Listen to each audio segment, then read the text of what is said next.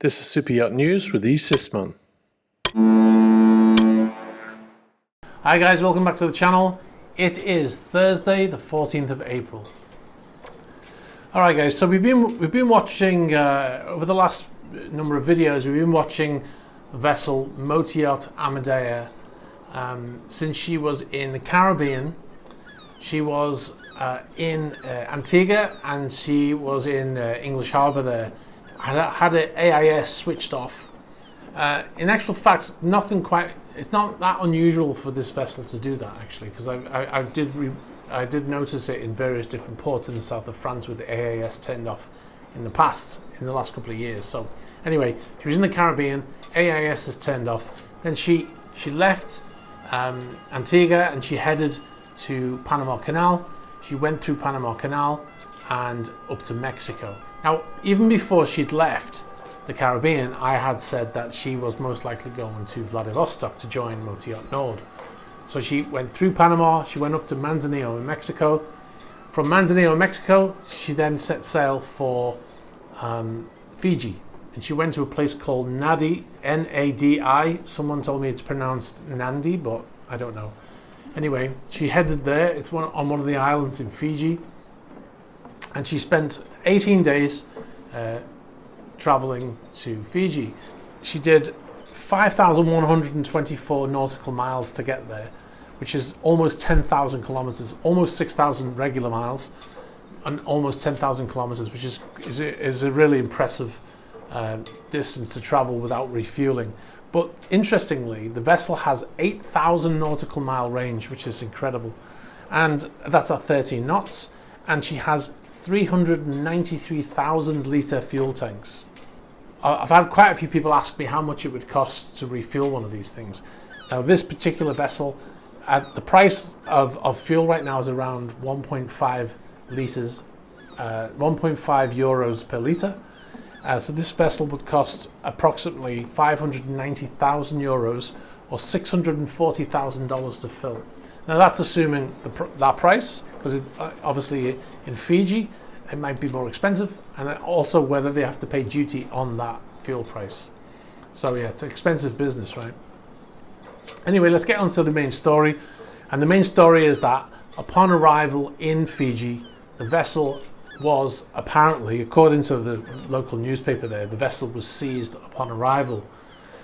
I'm going to get into that in a minute. I don't think the vessel has been seized, but the story from Reuters said that the Fiji police investigated on Thursday the arrival of a luxury vessel suspected of being owned by a Russian oligarch, questioning its captain about how he brought the boat to the Pacific island nation. Fiji newspapers reported that the police had seized the SuperYacht Amadea, owned by Russian billionaire Suleiman Kerimov, who was being sanctioned by the United States, Great Britain and the European Union, and they detained the crew. So the agent who's represented the vessel in Fiji said that the reports in the Fijian press were not fully factual, including ownership of the vessel. He said, "I don't know who owns the vessel. There is evidence being released to the police in Fiji." He said 2 sets of lawyers were handling the situation, and he continued to act for Amadea and the crew.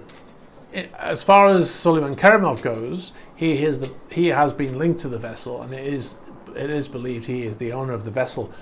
But a spokesperson for the management company of the vessel, Imperial Yachts, had said to me previously in a statement that Amadea is not owned by Suleiman Kerimov either directly or indirectly. So, okay. So what do I think? I don't think the vessel has been seized. I think it's been arrested. I think it's been detained, because they want to establish who the ultimate beneficial owner is. The phrase seized is often used, in the incorrect way, just basically meaning that the vessel has been stopped, detained, been stopped from going anywhere further until they get to the bottom of who owns it. Fijian government said that they had no knowledge that this vessel was heading their way, and they didn't know anything about its arrival until it arrived, right? That's what the Fijian government is saying. And that doesn't add up to me, because a yacht is not like a car. Like in a car, you just get in the car and you think, I'm going to go to the supermarket today, I'm going to go to the racetrack or whatever, right? You don't do that in a yacht. you have to prep these trips. You have to do a lot of work in advance, and so generally what would happen is, as I mentioned the agent earlier, the yacht would contact the ship's agent and say, look, we're coming to Fiji, we want to come to Fiji, and they would say, okay.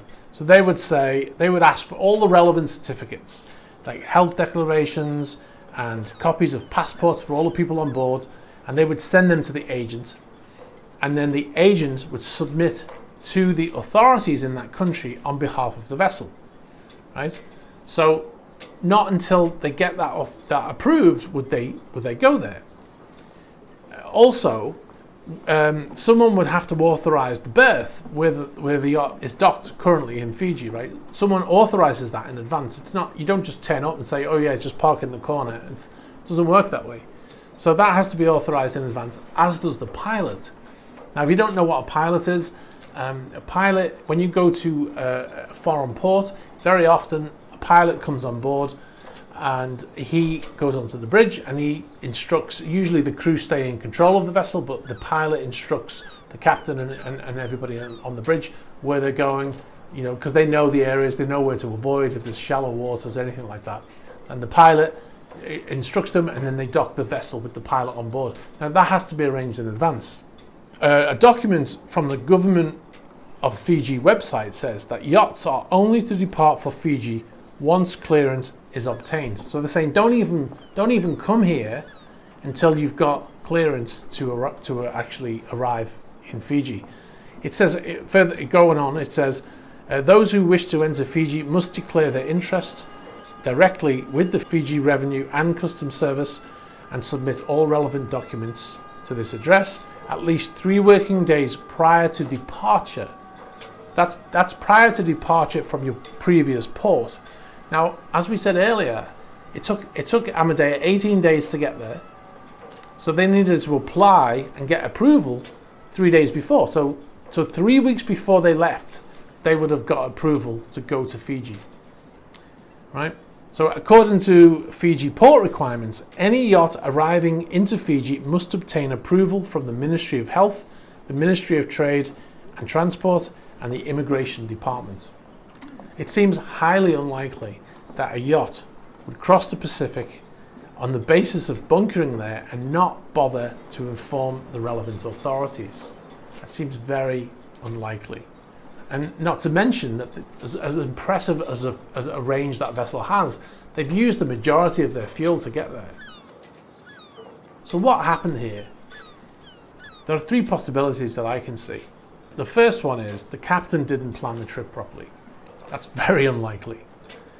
The second one is the agent didn't do his job properly and apply for the relevant permissions for the vessel once he received information from the captain.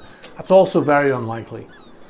And the third option is that someone in the government knew the vessel was coming, but then denied it when they questioned, right? Now, that sounds like a very government thing to do. So the way I look at it is somebody or some people knew the vessel was coming, but when the vessel was on its way, a lot of questions started to get asked about why that vessel was going there and why, who had let it, who had given it permission to come. So the people in those departments just said, well, it wasn't me. That sounds like government behaviour, right? Now, I have no evidence to support that, but I'm just going by what I know and my past experiences, right? Okay, so where do we go from here? What's next? So the vessel's detained, right? No doubt about it.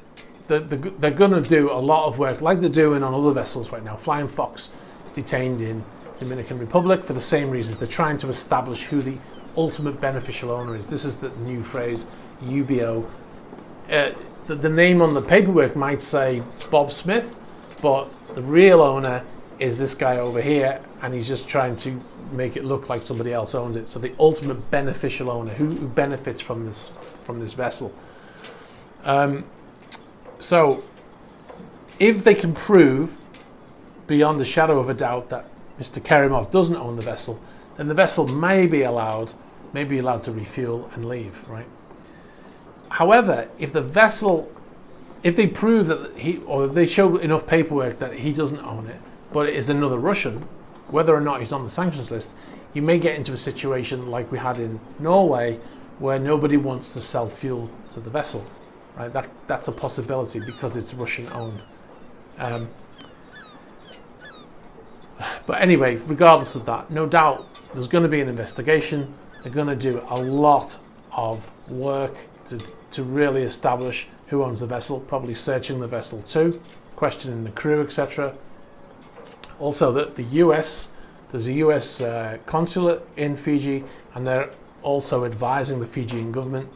I don't know whether the US authorities are going to get involved like they did with Tango in Spain. Anyway, we'll find out soon enough, guys. So make sure to watch this space, and as soon as there's some updates, I will bring them to you. All right, guys, that's it for tonight. Thanks very much for watching. Be sure to like and subscribe if you haven't already.